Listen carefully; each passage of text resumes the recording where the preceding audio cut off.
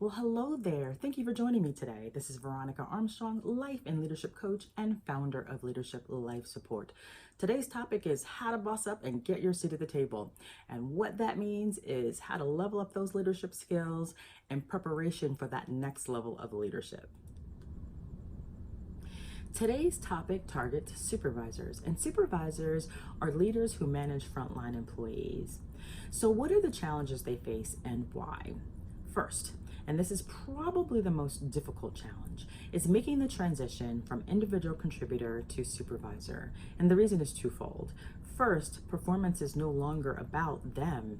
It's about how well their team does, the success of the team. And second, as an individual contributor, it's highly likely that these people have established relationships. They've built friendships. When they're promoted, in some cases, they are now managing their former friends or people they have a good relationship with.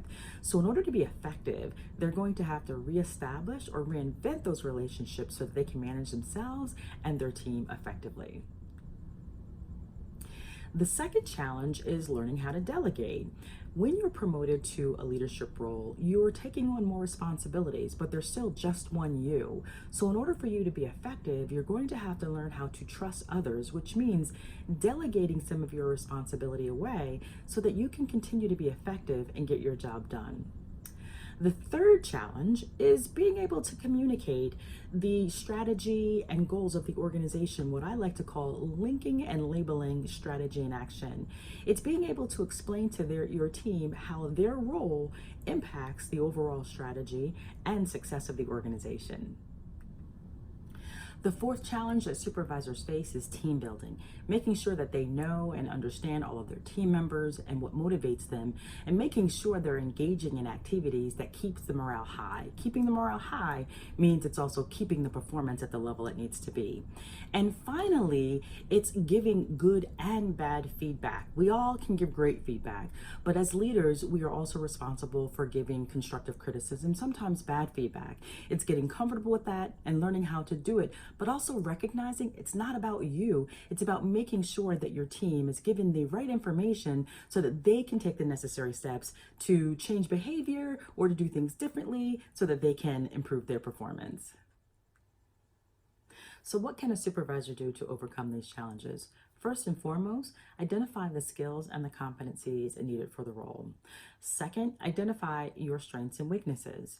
Once you understand that, then you'll be equipped to understand what are the skills needed for the job, what are the skills that you have, and what are the gaps. If there are gaps, create an action plan and then list the activities that you can engage in that will help close those gaps. Develop your skill and close the gaps. Once you've done that, one of the other things that you could also do is ask your manager whether or not you can get 360-degree feedback.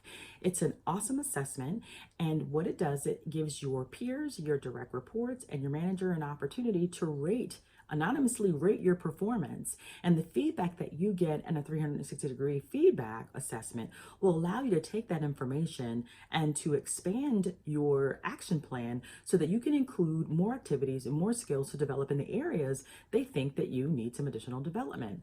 And finally, get a mentor. It's always helpful to have someone who's been in your shoes before and who is in a higher level role who can help you identify some of your strengths and weaknesses and identify some of the activities you can engage in order to strengthen your performance. So why is this important? It's important because, and I discussed this in last week's blog post, that companies have regular, ongoing succession planning meetings behind closed doors. And if you are not a part of the bench strength, you're not a part of the conversation. You want to do the things we've talked about today because you want to become a part of the bench strength so you are considered for upcoming opportunities. It also gives you an opportunity, or at least engaging in all these activities to ensure that you're performing at a high level, gives you an opportunity to control the narrative, meaning you can control the conversation that's had behind closed doors. And finally, you want your manager advocating for you. You want them at the table talking about how great an employee you are and how you should be considered for upcoming opportunities. So let's recap what we discussed today. First and foremost, identify the skills and the competencies in the role that you're in. Secondly, identify your strengths and weaknesses because you need to understand whether or not there are any gaps in the skills needed for the job and the skills that you possess. Because if there are, you need to close the gap. And you do that by creating an action plan and coming up with activities that allow you to develop your skills. Next, you want to ask your manager if you can get a 360-degree feedback assessment. You will get valuable feedback from that assessment because it is an opportunity for your peers, your manager, and your direct reports to give you anonymous feedback on your performance in various areas. Trust me, you won't regret it.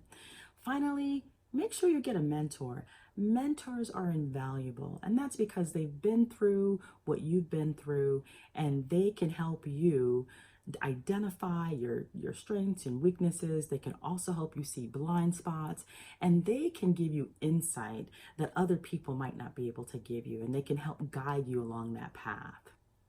So that's it. That's all I have to say today about what you need to do to overcome these challenges as a supervisor.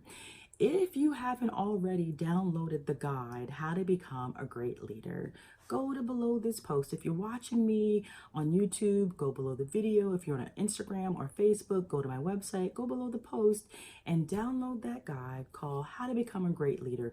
It is going to help you identify your strengths and weaknesses. It's also going to point out some additional activities that you can engage in to develop your skill. So thank you for joining me today.